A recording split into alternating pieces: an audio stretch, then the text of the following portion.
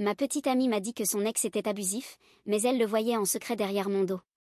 Quand je l'ai découvert, elle a essayé de me faire passer pour la personne abusive. J'ai 27 ans et je sors avec Edith, 21 ans, depuis environ un an. J'ai besoin d'aide pour comprendre si je réagis de manière excessive à une situation qui me ronge depuis des mois.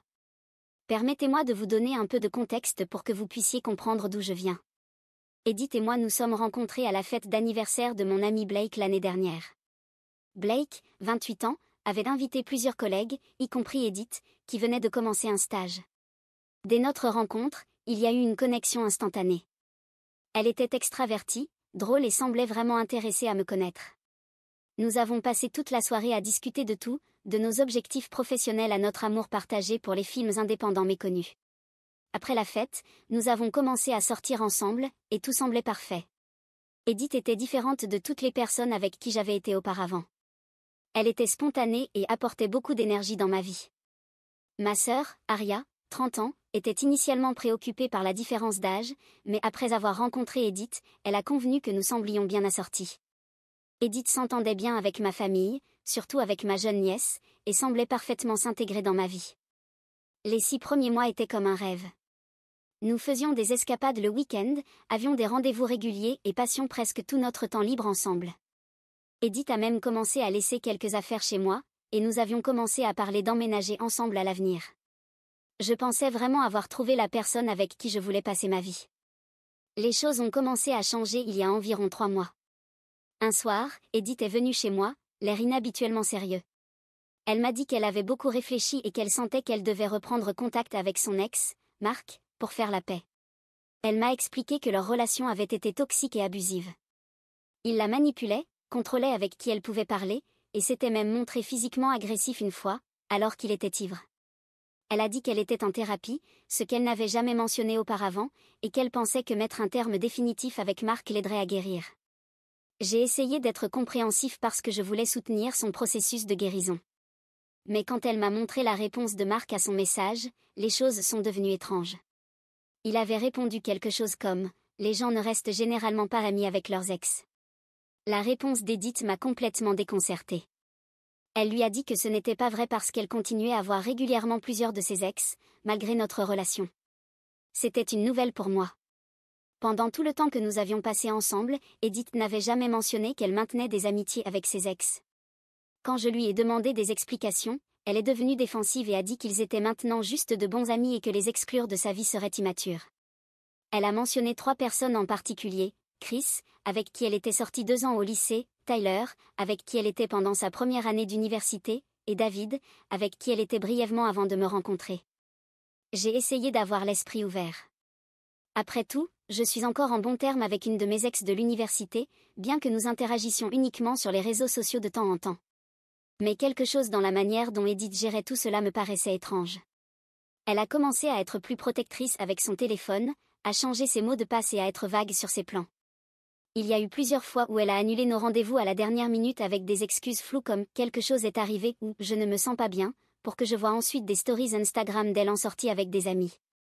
La situation est devenue encore plus étrange la semaine dernière. Nous étions au téléphone, ayant une conversation normale sur notre journée, quand soudain elle m'a demandé « Chérie, est-ce que tu as peur que je te quitte ?» Rien dans notre conversation ne menait à cette question.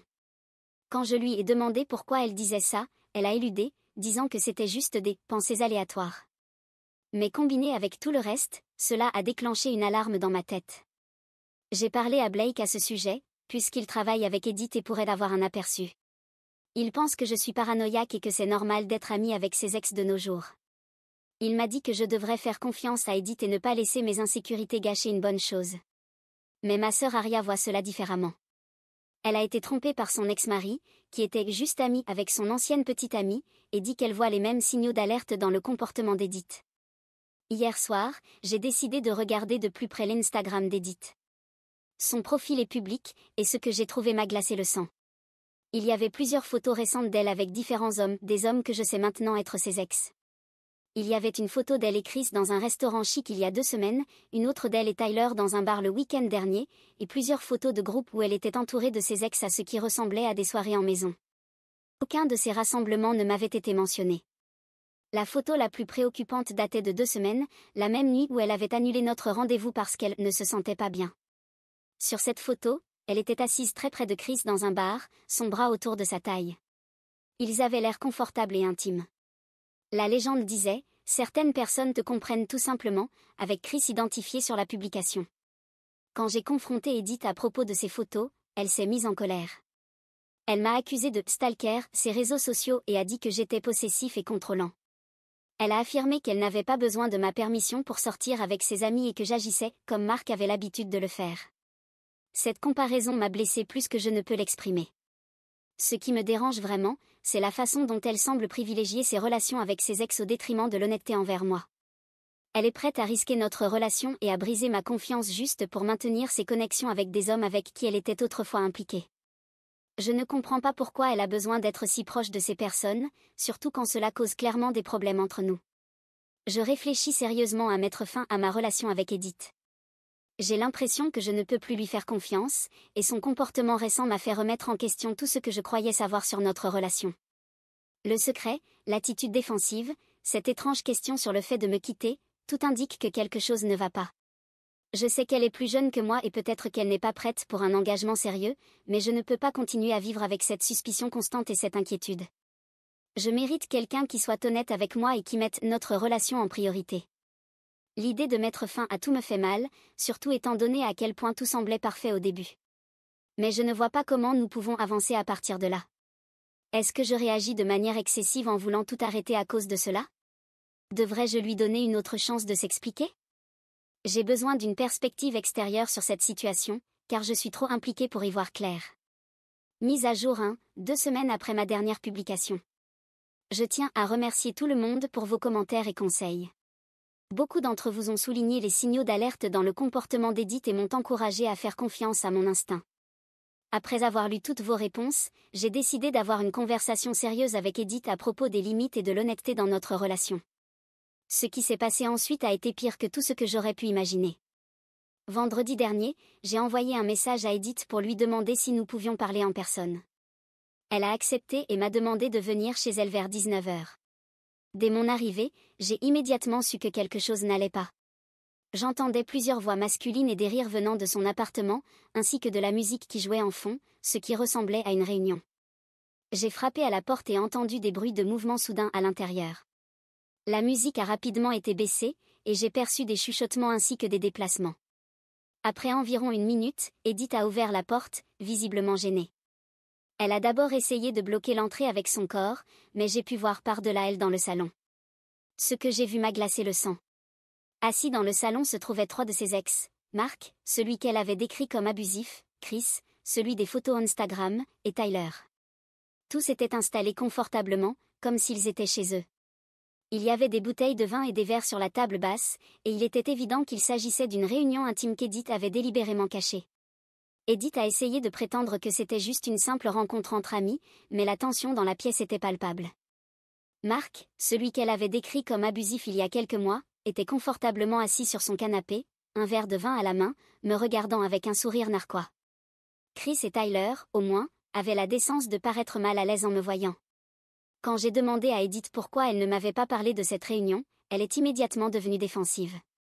Elle a affirmé qu'elle ne pensait pas qu'il était important de me prévenir à chaque fois qu'elle voyait des amis. Des amis, c'est ainsi qu'elle continuait de les appeler, comme si je devais oublier qu'ils étaient tous des hommes avec qui elle avait eu des relations intimes par le passé. Ce qui a rendu les choses pires, c'est le comportement de Marc pendant toute notre conversation. Il n'a cessé de faire des commentaires sarcastiques sur le fait que je serais trop contrôlant, en disant des choses comme « c'est pour ça qu'on ne peut pas avoir une amitié normale avec un ex » ou encore « certains hommes ne supportent pas que leur copine ait des amis masculins ». Chaque commentaire semblait conçu pour me provoquer, mais j'ai essayé de garder mon calme. Chris et Tyler sont restés pour la plupart silencieux, mais il était évident qu'ils étaient mal à l'aise. À un moment donné, Tyler s'est levé et est allé dans la cuisine, me faisant signe de le suivre. Une fois seul, il m'a révélé quelque chose qui a confirmé mes pires craintes. Tyler m'a dit que ces réunions avaient lieu régulièrement depuis des mois. Edith les organisait chaque fois qu'elle savait que j'étais occupée par le travail ou d'autres engagements. Il a expliqué qu'il buvait, évoquait des souvenirs, et qu'Edith parlait souvent de ce qui lui manquait dans ses relations passées. Selon Tyler, elle exprimait fréquemment des doutes sur son envie de s'engager et me comparait à ses ex.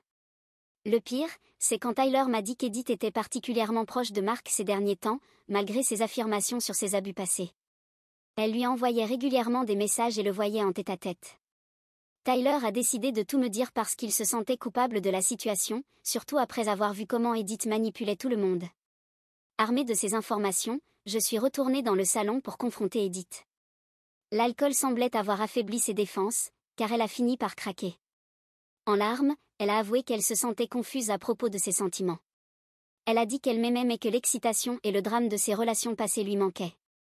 Puis est venue la confession qui m'a détruit. Elle a admis avoir embrassé Mark lors d'une fête il y a 2 semaines, la même nuit où elle m'avait dit qu'elle dînait avec des amis.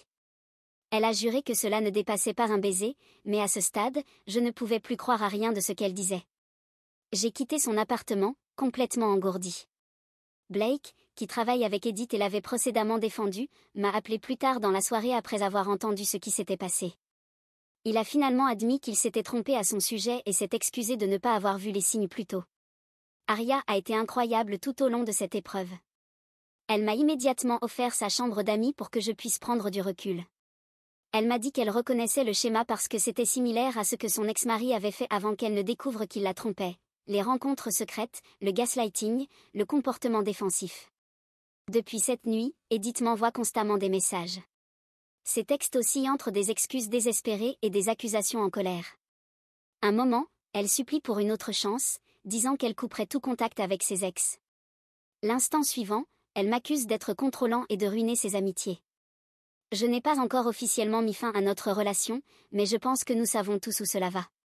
J'ai besoin de temps pour digérer tout cela et décider comment gérer la situation. La confiance est complètement brisée, et je ne vois pas comment nous pourrions la reconstruire. Découvrir qu'elle a organisé des rencontres secrètes avec ses ex, apprendre qu'elle a embrassé Mark, c'est trop pour être pardonné.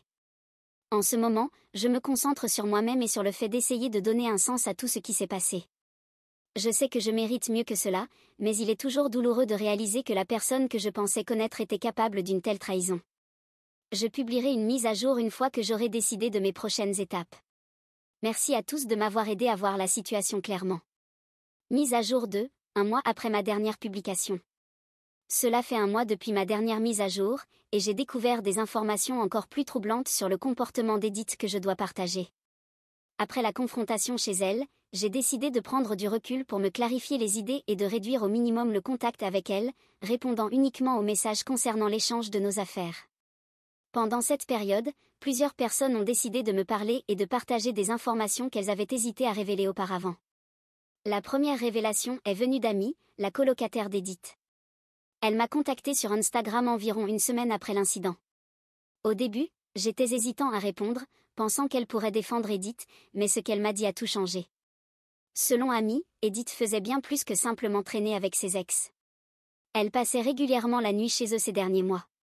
Chaque fois qu'elle me disait qu'elle participait à des soirées entre filles, des événements familiaux ou des voyages professionnels, elle était en réalité avec l'un de ses ex. Amy a avoué qu'elle se sentait mal de ne pas m'avoir parlé plus tôt, mais qu'Edith lui avait fait promettre de garder le secret, affirmant que j'étais excessivement jaloux et que je réagirais mal. Amy a également partagé qu'Edith rentrait souvent tôt le matin, visiblement après avoir passé la nuit ailleurs. Quand Amy la confrontait, Edith minimisait la situation en disant qu'elle reconnectait simplement avec de vieux amis et que je ne comprendrais pas. Edith avait même demandé à Amy de la couvrir si jamais je l'appelais pour savoir où elle était. La révélation la plus choquante est venue de Rebecca, la petite amie de Chris. Oui, vous avez bien lu, l'un des ex avec qui Edith me trompait était également en couple. Rebecca m'a trouvé sur Facebook et m'a envoyé des captures d'écran de conversations entre Edith et Chris qui m'ont retourné l'estomac. Ces messages remontaient à plusieurs mois. Ils commençaient de manière innocente, avec des souvenirs de leur ancienne relation, mais devenaient rapidement flirteurs. Il y avait des messages envoyés tard le soir où ils disaient se manquer mutuellement, des plans pour se voir en tête-à-tête, et des discussions sur la nécessité de garder leur rencontre secrète, tant pour moi que pour Rebecca. Certains messages faisaient explicitement référence à des rapprochements physiques et à des nuits prévues ensemble. Rebecca était tout aussi dévastée. Elle n'avait aucune idée que Chris la trompait jusqu'à ce qu'elle emprunte son ordinateur portable pour travailler et trouve les messages toujours ouverts. Elle a décidé de me contacter parce qu'elle pensait que je méritais de savoir la vérité, tout comme elle aurait voulu être informée. Munie de ces nouvelles preuves, j'ai confronté Edith une dernière fois. Nous nous sommes rencontrés dans un endroit neutre, un café près de mon bureau. Quand je lui ai montré les captures d'écran envoyées par Rebecca, son comportement a radicalement changé. Au lieu de l'habituel mélange de colère et de déni, elle s'est effondrée. Elle a avoué avoir couché avec Chris et Mark ces derniers mois. Ses excuses étaient pathétiques, elle a dit qu'elle était jeune et qu'elle avait besoin d'explorer ses options avant de s'engager. Elle a affirmé qu'elle avait peur de se consacrer à une seule personne sans être certaine de ne pas manquer quelque chose de mieux. Le pire a été lorsqu'elle a suggéré que nous pourrions surmonter cela si j'étais prêt à lui donner une autre chance, comme si découvrir plusieurs infidélités n'était pas suffisant pour mettre fin à notre relation. J'ai mis fin à notre relation sur le champ, dans ce café. Je lui ai dit que je ne voulais plus jamais entendre parler d'elle et l'ai immédiatement bloquée sur son numéro, les réseaux sociaux et par email avant de partir. Mais Edith n'en avait pas fini. Elle a commencé à contacter nos amis communs pour leur raconter sa version des faits. Selon elle, j'étais en partie responsable à cause de mon comportement prétendument trop contrôlant, ce qui l'aurait poussé à chercher du réconfort ailleurs. Elle prétendait que mon obsession pour ses amitiés avec ses ex était à l'origine de ses actions. Certains de nos amis communs ont même pris son parti, disant que je devrais être plus compréhensif envers son âge et sa confusion concernant les relations. Blake, qui a été témoin de certains de ces événements au travail, m'a raconté qu'Edith jouait à la victime, disant à qui voulait l'entendre que je l'avais abandonnée alors qu'elle essayait seulement de se retrouver. Elle a même suggéré que mon comportement contrôlant était similaire à celui de Mark, le même Mark avec qui elle couchait derrière mon dos. Toute cette situation m'a montré qui sont mes vrais amis. Bien que certaines personnes aient cru aux manipulations d'Edith, d'autres ont fermement pris ma défense. Aria a été particulièrement présente, me rappelant que les actions d'Edith reflètent son caractère, pas le mien. Je publierai une dernière mise à jour bientôt pour vous dire comment tout cela se termine, mais pour l'instant, je me concentre sur ma guérison et sur l'avenir. La vérité sur qui Edith est réellement a été douloureuse à accepter, mais au moins, je sais que je prends la bonne décision en m'éloignant. Mise à jour 3 mois après. Cela fait 3 mois que tout s'est passé, et je suis enfin prêt à partager ma dernière mise à jour. Après avoir bloqué Edith et exposé ses infidélités, je me suis concentré sur ma guérison et sur le fait d'avancer dans ma vie. Cependant, Edith n'en avait pas fini avec ses jeux, et les choses ont empiré avant de s'améliorer. Dans les semaines qui ont suivi notre rupture, Edith a commencé à apparaître dans des endroits où elle savait que je serais. Au début, je pensais que ces rencontres étaient des coïncidences, mais elles sont devenues trop fréquentes pour être aléatoires. Elle se présentait dans ma cafétéria habituelle, à la salle de sport où je vais, et même dans des restaurants où je dînais avec des amis. Chaque fois, elle essayait de forcer une conversation, agissant comme si elle se trouvait là par hasard. La situation a pris de l'ampleur lorsqu'elle s'est présentée sur mon lieu de travail. Un après-midi, elle est entrée dans le bâtiment de mon bureau en affirmant qu'elle avait besoin de me parler de questions importantes de couple. Lorsque mes collègues lui ont dit que j'étais en réunion, elle a refusé de partir et a commencé à faire une scène dans le hall. La sécurité a dû l'escorter à l'extérieur alors qu'elle criait que je ruinais sa vie en l'ignorant. Mon patron a été compréhensif, mais c'était extrêmement embarrassant. Les choses ont empiré encore plus lorsqu'Edith a commencé à répandre des rumeurs selon lesquelles j'étais émotionnellement abusif. Elle racontait aux gens que je l'avais isolée de ses amis et de ses ex et que je contrôlais avec qui elle pouvait parler. Certaines personnes l'ont cru, probablement parce qu'elle a toujours été douée pour se faire passer pour une victime. Elle est même allée jusqu'à contacter Aria, ma sœur, pour essayer de la convaincre que j'étais la personne toxique dans la relation. J'ai atteint ma limite lorsque les mensonges d'Edith ont commencé à affecter mes amitiés et ma réputation. J'ai rassemblé toutes les preuves que j'avais, les captures d'écran envoyées par Rebecca, la petite amie de Chris, les messages d'amis, sa colocataire, au sujet de ses nuits passées chez ses ex, et les conversations où elle avouait ses infidélités. J'ai partagé tout cela dans un groupe de discussion avec nos amis communs. J'ai également inclus des captures d'écran de son harcèlement récent et expliqué comment elle s'était présentée sans invitation à mon lieu de travail et à d'autres endroits. La réponse a été immédiate. La plupart de nos amis communs, qui étaient indécis ou soutenaient Edith, ont enfin vu la vérité. Ces mensonges sur le fait que j'étais abusif se sont effondrés face aux preuves réelles de ses infidélités et de son harcèlement. Beaucoup de gens m'ont contacté pour s'excuser d'avoir cru à sa version de l'histoire. La réaction d'Edith à son exposition était prévisible. Elle a désactivé tous ses comptes sur les réseaux sociaux et a commencé à dire aux gens que je ruinais sa réputation. Certains de ses amis les plus proches la défendent encore, affirmant que je n'avais pas besoin de l'humilier en partageant des informations privées. Mais je ne regrette pas d'avoir montré la vérité. Depuis, j'ai complètement coupé les ponts avec Edith et avec quiconque continue de soutenir son comportement. Je l'ai bloquée sur toutes les plateformes possibles et j'ai même changé de salle de sport et de cafétéria pour éviter toute possibilité de la croiser. Aria a été incroyable tout au long de cette épreuve, m'aidant à comprendre que je mérite mieux que ce qu'Edith m'a fait subir. Blake, qui avait initialement douté de mes préoccupations, est devenu l'un de mes plus fervents soutiens et prend régulièrement de mes nouvelles. Toute cette expérience m'a beaucoup appris sur la confiance et le respect de soi. Bien qu'une partie de moi soit encore en colère à cause de la trahison, je suis surtout reconnaissant d'avoir découvert la vraie nature d'Edith avant que les choses ne deviennent plus sérieuses. J'ai commencé à me concentrer sur moi-même, à me lancer dans de nouveaux passe-temps, à passer plus de temps avec des amis qui sont restés à mes côtés, et même à sortir de manière décontractée à nouveau. Pour toute personne vivant une situation similaire, faites confiance à votre instinct. Si quelque chose semble ne pas aller, c'est probablement le cas. Ne laissez personne vous manipuler en vous faisant croire que vous êtes paranoïaque ou contrôlant parce que vous avez des limites raisonnables. Vous méritez quelqu'un qui vous respecte et respecte suffisamment votre relation pour être honnête. Ceci sera ma dernière mise à jour. Merci à tous pour votre soutien tout au long de ce parcours. Ces derniers mois ont été difficiles, mais je suis enfin dans un meilleur état d'esprit et je suis impatient de voir ce que l'avenir me réserve.